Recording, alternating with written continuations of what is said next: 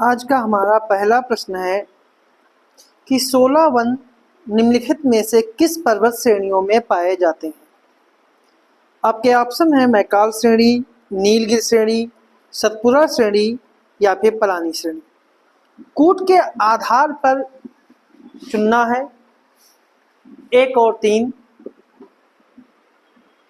1 और 3, 2 और 4, 1 2 4 या फिर 1 2 3 4। तो इसका सही आंसर क्या है? तो इसका सही जो आंसर है वो आपका है 1 2 3 4। मतलब कि चारों मैकाल श्रेणी, नीलगिरि श्रेणी, सतपुरा श्रेणी और पलानी श्रेणी, इन चारों में ही 16 वन पाए जाते हैं।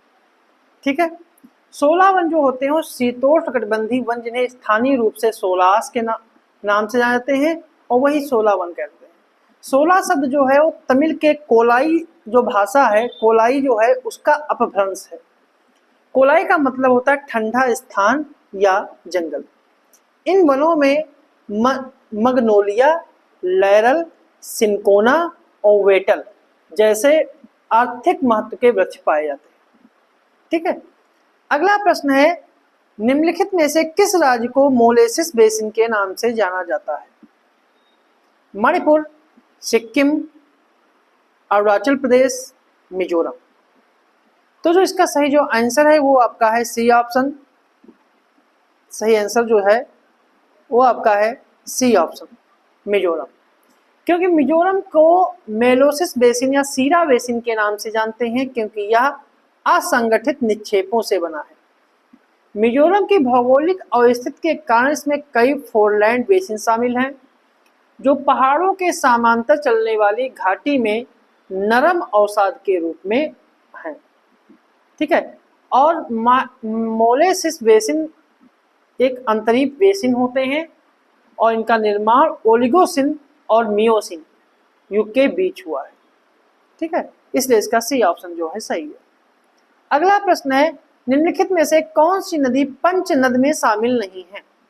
ऑप्शन है सतलुज, रावी, सिंधु और झेलम। तो जो इसका सही जो आंसर है वो आपका है सी ऑप्शन, सिंधु। क्योंकि 5 नदियों मतलब पंच नदियों में, ठीक है, 5 नदी शामिल है। पंच नदियों में 5 नदी शामिल है। एक है सतलुज, एक है रावी, एक है झेलम, ठीक है, और एक है व्यास और एक है चिनाब। तो ये 5 नदियां शामिल हैं, सतलुज, व्यास, रावी, चिनाब और झेलम। ये पंजाब की 5 प्रधान नदियां हैं जो सिंध नदी में जाकर जो हैं ये मिलती हैं। पंचनद की ये 5 नदियां हिमालय से निकलती हैं और वैदिक काल में इन 5 नदियों को अलग अलग नामों से, जैसे कि सतलज को शतद्री, विपाशा व्यास नदी को, पलसड़ी रावी नदी को, चिनाब को चंद्रभागा और झेलम को वितिस्ता के नाम से जानते हैं। अगला प्रश्न है, निम्नलिखित युग्मों पर विचार कीजिए और कौन सा कितने विकल्प जो है वो सही है। जिसमें लद्दाख पैंगोंग त्सो झील, केरल वेम्बनाथ झील, राजस्थान पिछौला झील, सिक्किम गुरडोंगमार झील। तो कौन सा सही सुमेलित है? कितने हैं? 1 और 2, 3 और 4, 1 2 3 या फिर 1 2 3 4। तो जो इसका सही जो आंसर है वो आपका है डी ऑप्शन, कि चारों जो हैं वो सब सही सुमेलित हैं। ठीक है, ये जो हैं सभी सुमेलित हैं। अगला प्रश्न है, भारत का सर्वाधिक कोयला भंडार निम्नलिखित में से किस क्रम की चट्टानों में मिलता है? आर्कियन, धारवाड़, कुडप्पा या फिर गोंडवाना। तो जो इसका सही जो आंसर है वो आपका है डी ऑप्शन, गोंडवाना। क्योंकि भारत का सर्वाधिक कोयला भंडार विशेष रूप कर 2 क्षेत्रों में पाया जाता है, एक है गोंडवाना और दूसरा है तटीय कल्प क्षेत्र। देश के लगभग 90% से अधिक जो कोयला जो है, 90% से अधिक जो कोयला है वो गोंडवाना क्षेत्र से मिलता है।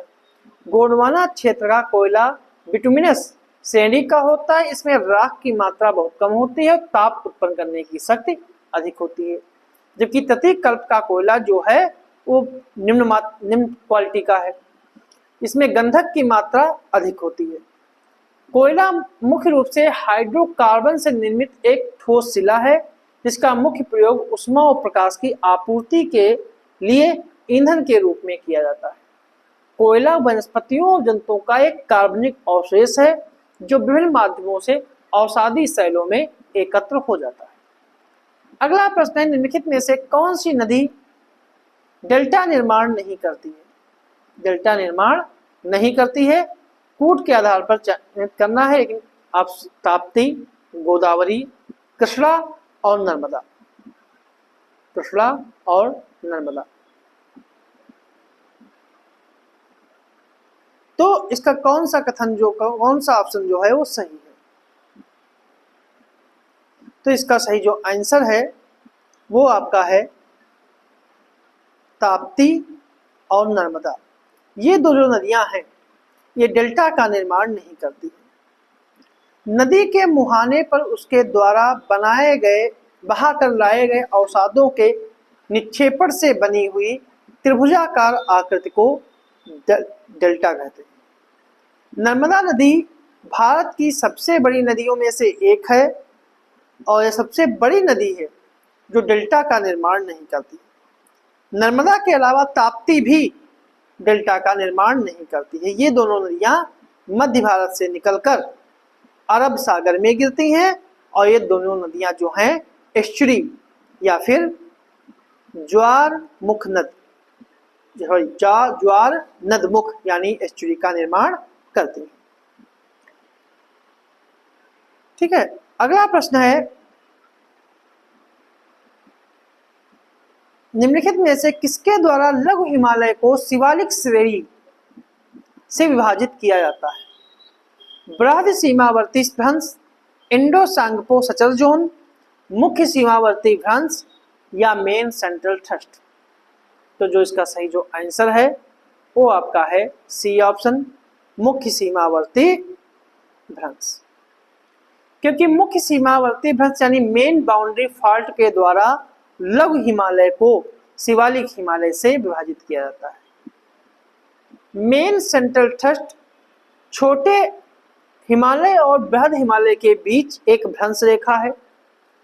ट्रांस हिमालय बृहद हिमालय से ट्रांस हिमालय बृहद हिमालय से इंडो सांगपो सचर जोन से अलग होती है। ठीक है, अगला प्रश्न है, निम्नलिखित में से कौन सा दर्रा जम्मू को श्रीनगर से जोड़ता है? मतलब कौन सा दर्रा जम्मू को श्रीनगर से जोड़ता है? ऑप्शन है बुर्जिल, पीर पंजाल, बनिहाल या फिर जोजिला। तो इसका सही जो आंसर है वो आपका है सी ऑप्शन, बनिहाल। क्योंकि बनिहाल दर्रा जो है वो पीर पंजाल श्रेणी में स्थित है और यह दर्रा जम्मू को श्रीनगर से जोड़ता है। बुर्जिल दर्रा जो है ये जम्मू कश्मीर में है और यह दर्रा पाक अधिकृत कश्मीर यानी पीओके और कश्मीर घाटी को जोड़ता है। पीर पंजाल दर्रा जो है यह जम्मू कश्मीर के दक्षिण पश्चिम में पीर पंजाल श्रेणी को के बीच में है और यह दर्रा कुलगांव से लेकर कोठी तक मार्ग उपलब्ध कराता है। और जोजिला दर्रा जो है ये जम्मू और कश्मीर में जास्कर श्रेणी में स्थित है और यह दर्रा श्रीनगर को कारगिल और लेह से जोड़ता है। अगला प्रश्न है, सनमार्गी पवनों के संदर्भ में निम्नलिखित कथनों पर विचार कीजिए कि ये पवनें निर्दिष्ट पथ का अनुसरण करती हैं और विषुवत रेखा पर इनसे घनघोर संवहनी वर्षा होती है। और इनमें कौन सा कथन जो है सही है?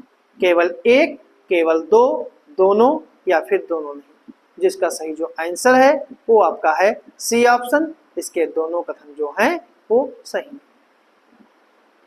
अगला प्रश्न है, उष्णकटिबंधीय चक्रवात के संदर्भ में निम्नलिखित कथनों पर विचार कीजिए कि इनकी उत्पत्ति कर्क और मकर रेखा के बीच होती है, महासागरों के पूर्वी भाग इनके प्रवण क्षेत्र हैं।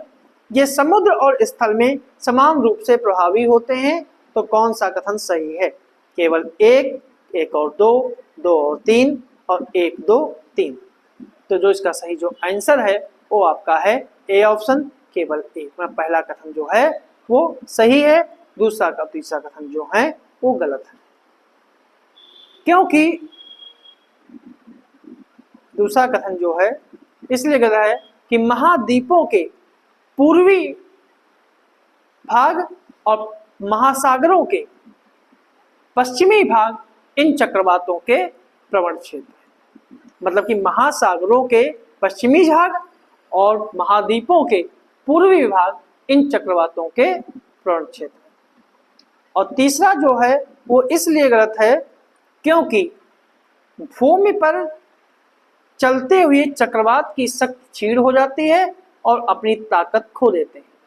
यही कारण है कि तटीय क्षेत्र उष्णकटिबंधीय चक्रवात से गंभीर नुकसान उठाते हैं, जबकि आंतरिक क्षेत्र में महज तेज हवाएं चलती हैं और ये तटीय क्षेत्रों में अपेक्षाकृत अधिक सुरक्षित। इसीलिए तीसरा भी जो है वो गलत है। अगला प्रश्न है, निम्नलिखित में से कौन से मेघ चक्रवातों की आगमन की पूर्व सूचना प्रदान करते हैं? पच्छाद मेघ, कपासी मेघ, पच्छाद स्तरीय मेघ या फिर वर्षा स्तरीय मेघ। जो इसका सही जो आंसर है वो आपका है ए ऑप्शन, पच्छाद मेघ। पच्छाद मेघ उन उच्च बादलों को कहा जाता है जो आकाश में अधिक ऊंचाई पर प्रायः बिखरे हुए रेशम के समान दिखाई पड़ते हैं। इन्हें पच्छाद मेघ कहा जाता है। ठीक है। अगला प्रश्न है, निम्नलिखित में से कौन सा देश काला सागर की सीमा पर स्थित नहीं है? तुर्की, बुल्गारिया, सर्बिया और यूक्रेन। तो इसका सही जो आंसर है, इसका सही जो आंसर है वो आपका है सी ऑप्शन। तो कौन सा देश काला सागर की सीमा पर अवस्थित है? तुर्की, बुल्गारिया, सर्बिया और यूक्रेन। तो इसका सही जो आंसर है वो आपका है सी ऑप्शन, सर्बिया। काला सागर एक महाद्वीपीय समुद्र है जो दक्षिणी पूर्वी यूरोप, काकेशस और अनातोलिया के प्रायद्वीप में तुर्की से घिरा हुआ है। अटलांटिक महासागर में या भूमध्य सागर और एजियन सागरों के जलडमरू माध्यमों से जुड़ा हुआ है। काला सागर जो है, काला सागर के पश्चिम में, काला सागर के पश्चिम में बुल्गारिया और रोमानिया,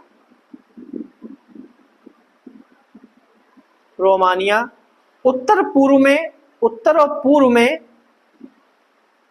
रूस और यूक्रेन, दक्षिण में तुर्की स्थित है। जबकि बुल्गारिया,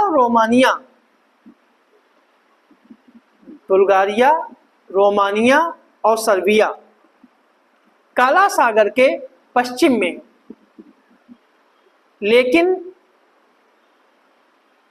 लेकिन सर्बिया जो है वो काला सागर की सीमा पर स्थित नहीं है। पश्चिम दिशा में तो है लेकिन काला सागर की सीमा पर नहीं, इसलिए इसका सी ऑप्शन सही है। अगला प्रश्न है, निम्नलिखित में से कौन सी विशेषताएं भूमध्य सागरीय जलवायु से संबंधित हैं? शुष्क एवं ग्रीष्म ऋतु, शीत ऋतु एवं वर्षा व महासागरीय के पूर्वी भाग में विस्तृत। तो भूमध्य सागरीय जलवायु से संबंधित है। एक और दो, एक और तीन, दो और तीन और एक दो तीन। तो कौन सा कथन सही है? इसका जो सही जो आंसर है वो आपका है ए ऑप्शन, एक और दो। तीसरा कथन है वो गलत है क्योंकि भूमध्य सागरीय जलवायु जो है यह पूर्वी भाग में विस्तृत नहीं है, यह पश्चिमी भाग में विस्तृत है। अगला प्रश्न है, स्थलीय समीर के संदर्भ में विचार कीजिए कि ये जलीय समीर की तुलना में क्षीण होती है और इनका दबाव स्थलीय भाग पर निम्न और सागरीय भाग पर उच्च दाब बनने से होता है।